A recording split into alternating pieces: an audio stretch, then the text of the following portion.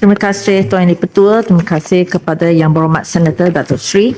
Kementerian Pembangunan Wanita, Keluarga dan Masyarakat KPWKM melalui Jabatan Pembangunan Wanita JPW telah melaksanakan program Kasih Ibu Tunggal atau dikenali sebagai Kasih Nita sejak tahun 2023 khusus kepada ibu tunggal termasuk wanita yang bercerai, balu, wanita yang ditinggalkan pasangan serta wanita yang membesarkan anak tanpa sokongan pasangan dan anak luar nikah.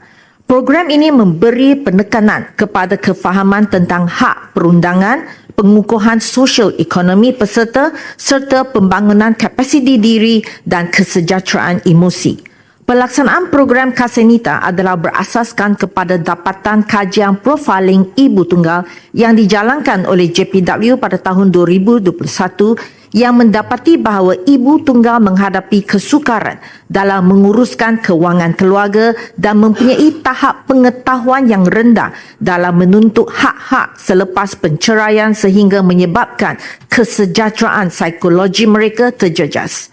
Sehubungan itu, program Kasih Nita dilaksanakan menerusi 3 modul utama yang merangkumi kemahiran perundangan, pengurusan dan literasi kewangan serta pembangunan psikososial. Program ini memberi pendedahan berkaitan hak di sisi undang-undang, pengurusan kewangan, strategi menjana pendapatan serta pembangunan kendiri bagi meningkatkan keyakinan diri, daya tahan dan kesejahteraan keluarga.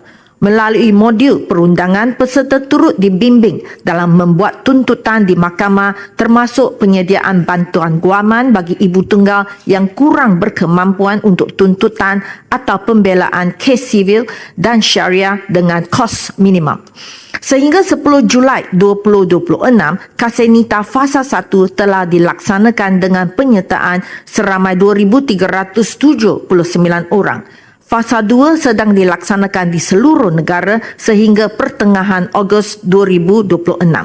Selain itu, wanita termasuk ibu tunggal turut mempunyai akses kepada program kemahiran penjanaan pendapatan atau kirana yang dilaksanakan untuk tujuan untuk membimbing wanita memperkukuhkan pengetahuan dan kemahiran dalam menjalankan perniagaan. Sejak tahun 2024 hingga Jun 2026, sebanyak 1,913 program telah dilaksanakan yang memberi manfaat kepada 894 peserta dengan purata peningkatan pendapatan bulanan peserta di antara RM1,000 sehingga RM1,500 sebulan.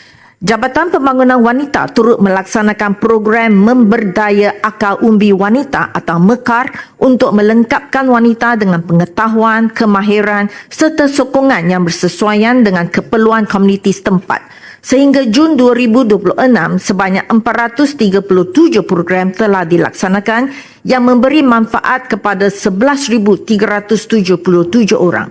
Program MEKAR turut dilaksanakan menerusi laman wanita atau LAWA dan LAWA on the go, iaitu sebuah platform pelaksanaan pelbagai program dan aktiviti pembangunan yang merangkumi latihan kemahiran, pembelajaran sepanjang hayat dan bimbingan keusahawanan. Sekian, terima kasih.